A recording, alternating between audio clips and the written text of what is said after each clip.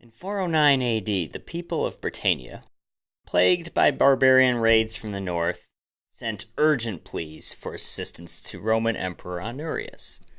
He replied with a suggestion to look to their own defenses.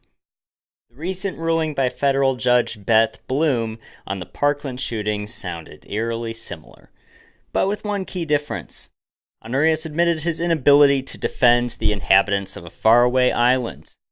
Bloom states that the American government cannot protect its own population from criminals. American citizens are on their own. Though news of the terroristic atrocity galvanized citizens across the United States and the world, Bloom's decision should come as no surprise to gun owners who already look to their own defense. Even in a so-called gun-free zone, where government officials are the only legally armed people present, they have no imperative to come to the defense of the disarmed citizens and children under their charge. On December 12th, Bloom dismissed a lawsuit by 15 students against the school district, campus monitor, and school deputy. She explained her reasoning in the ruling. The claim arises from the actions of shooter Nicholas Cruz, a third party, and not a state actor. Thus, the critical question the court analyzes is whether defendants had a constitutional duty to protect plaintiffs from the actions of Cruz. As previously stated, for such a duty to exist on the part of the defendants, plaintiffs would have to be considered to be in custody. By her reasoning, a citizen literally has to commit a crime and be detained by law enforcement before he can expect protection from violence. Bloom's conclusion is not without precedent. Courts have consistently ruled that government actors only exist to enforce the law. There is no obligation for them to come to the defense of citizens. In 2005, the Supreme Court ruled against Jessica Gonzalez, suing this town of Castle Rock in Colorado for the failure of their police department to protect her children against their estranged father, Simon Gonzalez.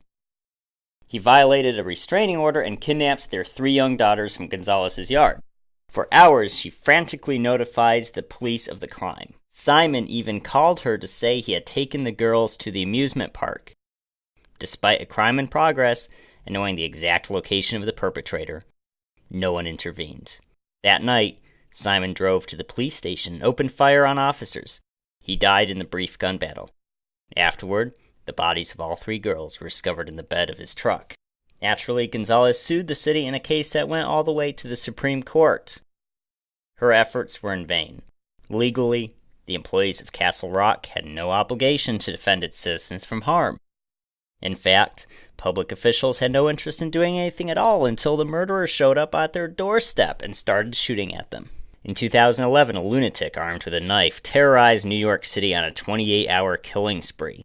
His rampage ended in a subway car. Trapped by a locked door with 2 NYPD officers on the other side, the knifeman decided to claim one last victim.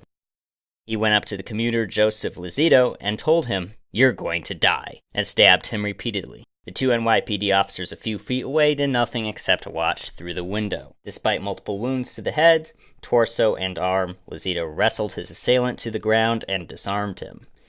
Only then did the NYPD intervene. More officers and city employees arrived on the car to detain the criminal, but it did not occur to them to provide medical assistance to Lizito. Fortunately, a fellow passenger intervened and stopped the bleeding with his bare hands. Quick thinking that Lizito later credited with saving his life. Perhaps these were the exact circumstances Judge Bloom would refer to in her own ruling on Parkland. The government is obligated to render assistance to the man under arrest, but not to the man who stopped him.